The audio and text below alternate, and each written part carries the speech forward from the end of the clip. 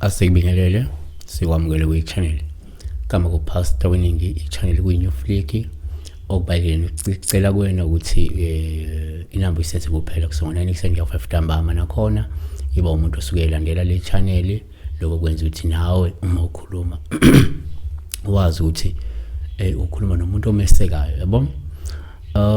Sibheka la iphupho elika Anele Mbabela. I don't know if ngisibiza kahle isibongo kodwa ngathi ke Anele Mbabela.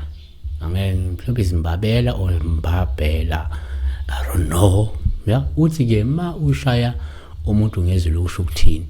We Anele Mbambela, Mbabela noma Mbabela, uyabingelela, uyacela, awukhulumi nerobot. I've got feelings ngomuntu ngiyacasuka ngiyanyanya yabo. So into ebalekile la ile nakhe ukushaya umuntu ngezulu into yabathakathi yabo, into abantu abagadlana ngemithi, abantu abaphatha imithi emibi. Kodwa ke asichaze iphupho ke mhlawumbe esingazi na uphatha imithi emibini. So number 1, ngokujwayelekile uma uphupha umuntu singakuthanda njengoPaul uma umshaya ngezulu, ngoba lokho kungakhomba intukuthelo ongahleke mhlawumbe uyikhiphele kulomuntu. Ungaba ke ngenxa yamagqubu noma ngenxa yenzondo noma ngenxa yokungathokozi ngayo lo muntu ngento azenze kuwe yabo. Amahubo 78 verse 48 wanikela ke inkomo zabo esithweni nezimo zabo kuyo imbani.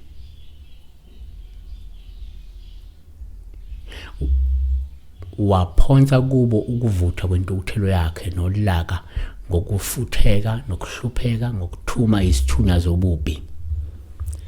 Amahubo 105 verse 32 wabanika isicotho saba yimvula yabo namalanga bomlilo ezweni labo. Number 2, kwesinye isikhathi uma uphupha umuntu siyasithatha njengoPaul uma umshaya ngezulu, ngoba ke lokho ngabe kukhomba ukuthi kungenzeka kunemithi enamandla omsebenzisela yona lo muntu wena yabo. Asibeke kanje kusizwakale kangcono. Number 3, kuyenzeka uma uphupha umuntu sithatha njengoPaul uma umshaya ngezulu, lokho kungakhomba ukuthi kungenzeka lo muntu ushaywa yimpinda uma kungukuthi kukhona imithi oyisebenzisayo yokulwa nezitha zakho wena.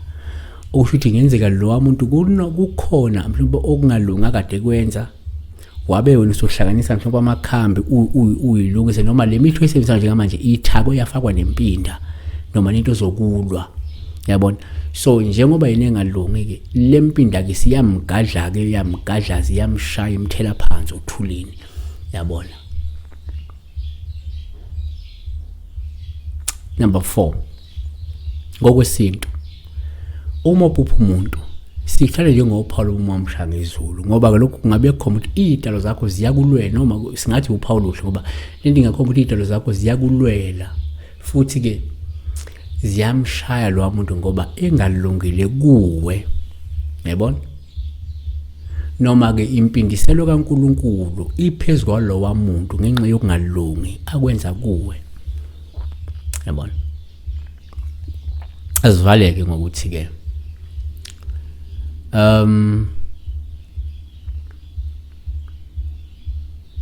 besikhuluma la ngokuthi uphupha umuntu umshaya ngezulu, striking a person with the lightning. Is it a lightning or bolts of lightning? Khona lokho yabona. Siyabonga. Be blessed.